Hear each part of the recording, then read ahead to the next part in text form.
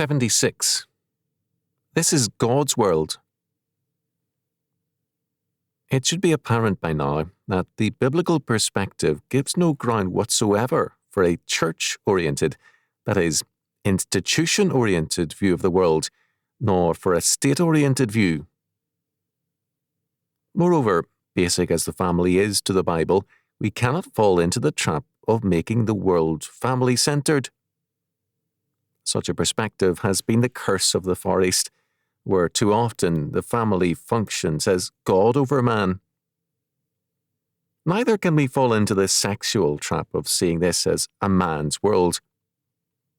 This illusion is strongly believed in by many men as well as by feminists, who want to convert it, in some cases, to a woman's world, and in others, to a world which is equally the property of men and women.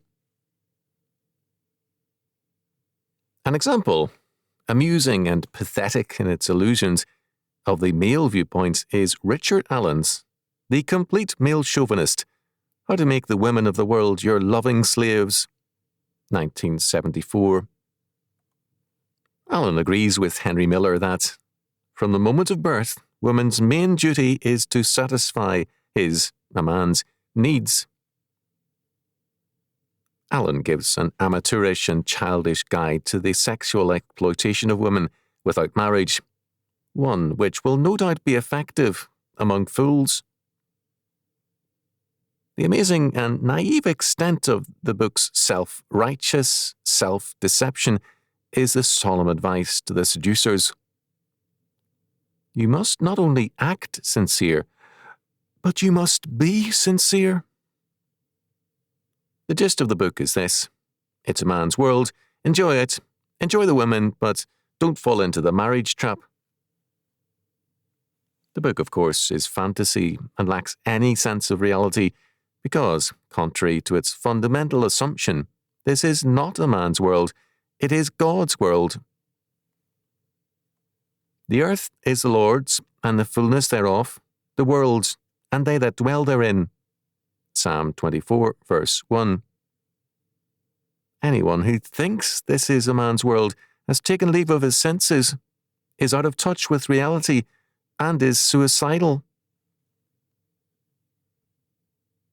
In dealing with church imperialism, we have seen some of the implications of Ephesians chapter 1 verses 20 to 23. To continue further, first, Christ is made to sit at the right hand of God, Psalm 110 verse 1. He is exalted after the resurrection into total authority and power, so that all creation is subject to him.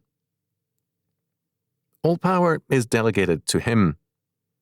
Our Lord spoke of this before his ascension.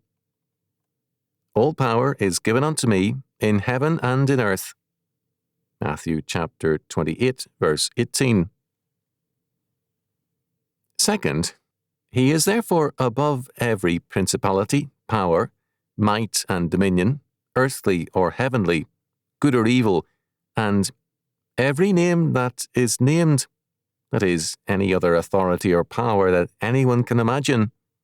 He is far above them all, for all things were made by him, and without him was not anything made that was made. John chapter 1 verse 3. Third, this authority is not only in this world and era, but also in that which is to come, that is, throughout all time and eternity. His power and his authority are beyond all conditions and all time. Fourth, God hath put all things under his feet. Every area of life and every aspect of creation is totally under Christ. Hence it is that St. Paul in Ephesians chapter 5, verses 21 to 33, goes on to discuss marriage and the relationship of man and wife in terms of Christ's authority and government over the church, that is, the kingdom of God. Man's authority exists in that context because it is not man's world, but God's world, under Christ the King. The complete male chauvinist is the complete fool and idiot because he imagines himself to be the goal and purpose of creation. The meaning of life is reduced to his will and pleasure, and all things must serve him, and he feels it only right that the women of the world should be his loving slaves. This is the world of Richard Allen, Playboy, Penthouse, and others, and it is a world of insanity and self-delusion.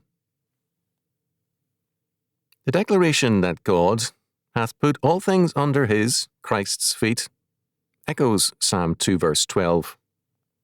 Kiss the Son, lest to be angry, and ye perish from the way, when his wrath is kindled but a little. This means to be abased at the feet of the world emperor, in total submission and service. Our relationship to Christ cannot be as it is to a great national hero. With a hero, we periodically honour him, declare our indebtedness to his accomplishment in history, acknowledge how basic his work is to our present advantages, and then we pass on. All we owe him is honour and respect. Having given this, we go on our way. Not so with Christ the King. His work did not end with his atoning death and resurrection. We sin if we look only to his past work.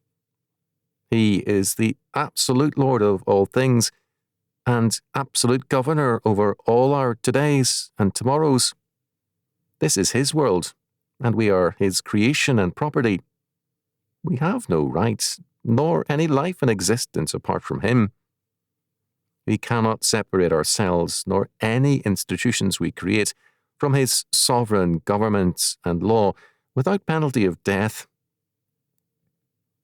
Precisely because of this, the law of God is our mandatory plan of submission and allegiance, and the plan for our dominion under God. We can honour a national hero, but he does not command our lives. The Lord does. His kingdom and law, his, quote, church, end quote, or congregation, the new humanity and the new creation is his fullness, the fullness of him that filleth all in all. His kingdom, his royal rule, law, and governments will fill all creation and bring all things to their true purpose. We have here, then, an emphatic declaration that this is God's world and kingdom. He made it for his own purpose and glory, and it is to man's glory to give himself entirely over to his Lord and Maker. Thus, men who regard their work, family, wife, and this world as things to be used for their own advantage are living in violation of the purpose of their being. The chief end of man is to glorify God and to enjoy him forever, according to the Westminster Shorter Catechism. This is only possible when man believes and obeys God in every area of life and thought. It is paganism, therefore, to believe that God can be worshipped on one day of the week, obeyed in certain areas of morality, and then abandoned in the rest of our lives. We have no right to devise a do-it-yourself philosophy for politics, church life, the family and sexual relationships, economics, the sciences, the arts, or anything else. A man-made plan in any area of life is a denial of the sovereignty of God and his total claims over us. This is God's world, and we had better recognize it to be so. Thus, as we look at godly reconstruction, we must recognize God's total claims, and no area of life can be exempted from God's sovereign claims. The pretensions of man in every realm must be recognized for what they are, challenged and broken. Moreover, we must remember that Christ did not create a new institution to be the cornerstone of the new humanity. He alone is that. He does create a renewed man, whose duty it is to bring every area of life and thought into captivity to Jesus Christ,